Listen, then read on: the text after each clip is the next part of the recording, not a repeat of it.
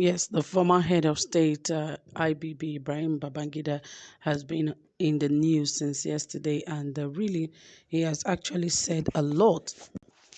But in all of this, I'm actually surprised that it is the same people who have caused a lot of problem for Nigeria, and actually one of the people that started the major problems, and this kind of authoritative kind of administration or governance, that I don't know why they have the guts to even speak when others are speaking. Because in the time of this former head of state, Ibrahim Babangida, a lot actually happened. If you know about what went down then, it was a lot. And this point in time, he's rather criticizing a government that is not different from what he actually did back then. But he thinks history forgets, but the truth is history does not forget. But, there was something that happened in his time, during the election of former MKO Abiola. Something actually happened back then, and the election he won was actually annulled, and it was done by, he was the head of state at that time, that is Ibrahim Babangida. But now he has made a shocking, revelation regarding that. He has actually said what happened during that June 12th, and he said why he annulled that election, that is for the former MKO Abiola.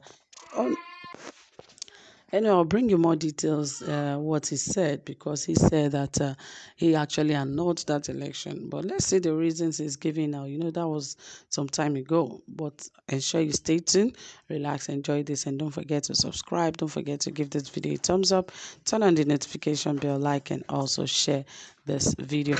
All right, guys, without further ado, right here it says that the former Nigerian head of state, Ibrahim Babangida, has given reasons why he annulled the June 12, 1993 election, widely believed to have been won by Moshood Kashimawo Olawale MKO Abiola of the Social Democratic Party SDP.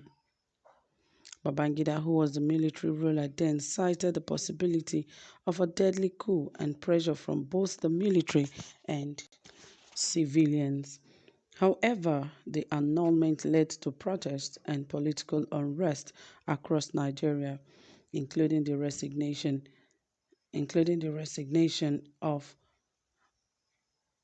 Babangida, giving way for an interim civil government, and later culminated in the continuation of military rule in the country, with General Sani Abacha ascending power through a bloodless coup later in the year.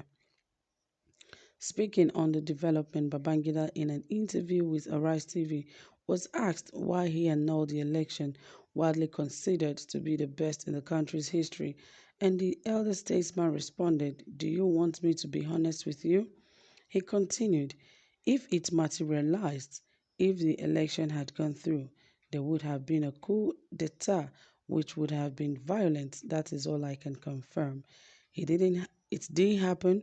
Thank God for the Maradonic way he handled you guys in the society. We handled you guys in the society." He added that the election could have given room for more instability in the country. Asked further if he was pressured by the military or civilians to annul the election, Babangida said both. Both the military, they can do it because they have the weapons to do it. The other is the social agitation. Well, I think Babangida, in his own, his response even is, really annoying. If you ask me, his response is actually very annoying because, in the midst of all of this, he's a dictator. Just the way our present administration, our present president, that is Muhammad Buhari is. He is no different. They are really no different. Ibrahim Babangida, Sani Abacha, Muhammad Buhari, they are all alike. If this were to be a military regime, I can assure you there would be a lot of freedom that would have been, restrained from a lot of people in the country. Even when it is not, you can imagine how people are not even given the opportunity for, for freedom of expression, and even freedom of a lot.